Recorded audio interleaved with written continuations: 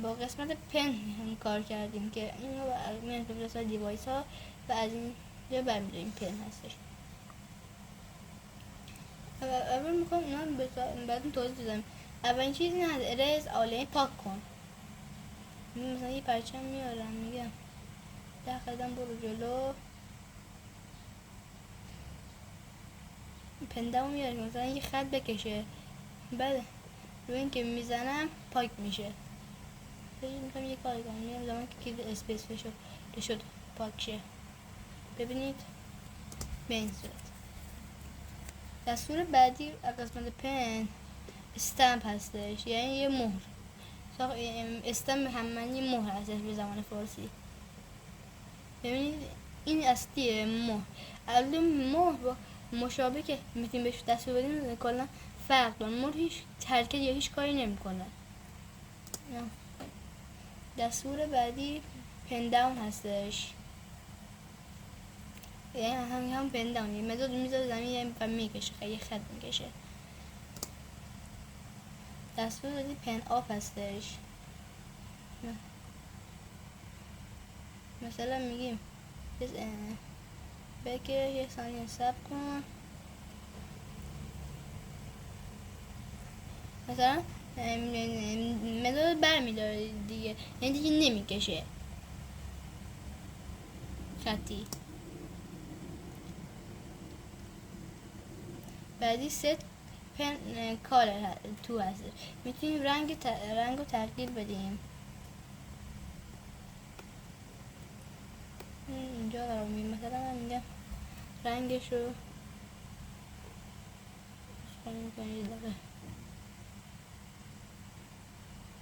پناهش رو زیاد کنیم یه ذره. الان خوب شدش. مثلا میگم یه رنگ مثلا رنگ آبی، همونطور که میبینید رنگش آبی شدش، از رنگش آبی بودش، مثلا سبز. الان این گوشه نگاه کنی سبز شده.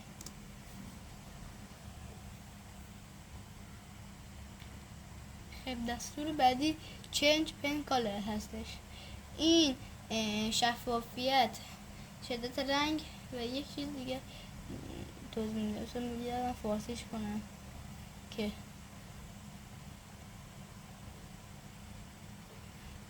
برای یکیش رنگ رو زیاد میکنه، یکی شدت رنگ پررنگ میکنه، یکی روشنایی، یعنی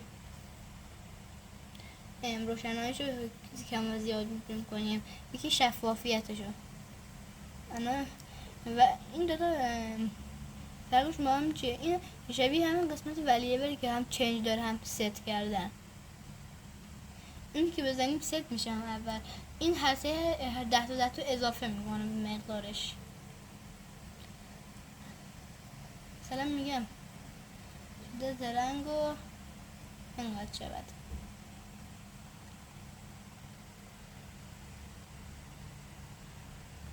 این شدتش این داری زیاد شده. بعدی تغییر هستش، میگم پندمونم بیارم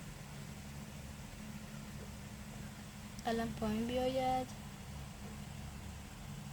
تعداد میگم مثلا شدت رنگ رو زیاد کنه هر 10 تا.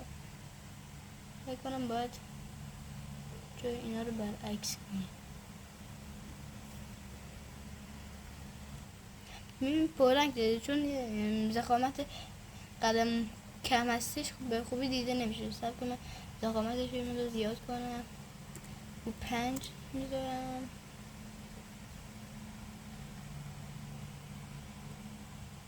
میبینید پررنگ تر میشه.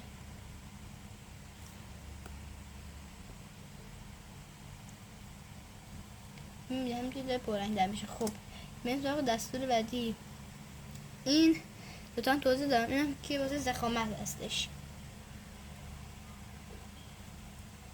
حالا بریم یک کد معمولی با قسمت پن ابتدا بنویسیم. اول برای پاک کردن هم دستور که میگم زمانی که اسپیس زده شد اریز آل همه رو پاک کن. حالا میگن زمانی که پرچم زده شد برای همیشه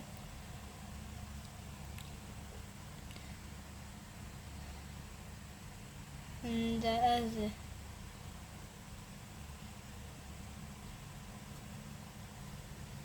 1/10 ثانیه از 1/10 ثانیه به سمت اشاره‌گر موس برو.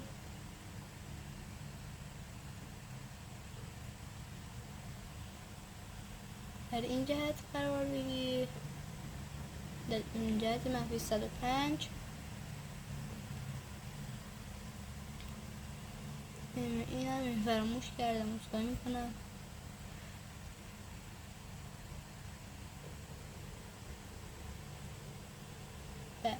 حالا بریم تو آزمایش کنیم. همونطور که میبینید هر جایی که اشاره‌گر موس میره این مدادمون هم میره دنبالش. حالا میگم هم شدت رنگ یا روشنایی یا یه چیزیش هم تغییر بده. میگم بعدش که در این جهت قرار گرفت شدت روشنایی بکنم بود، شفافیت رو تغییر بده. انگار شفاف شد که دیگه سفید شدش. این که فکر میکنم روشنایی بودش. باید اول اینشو شد و رنگش رو زیاد کنیم.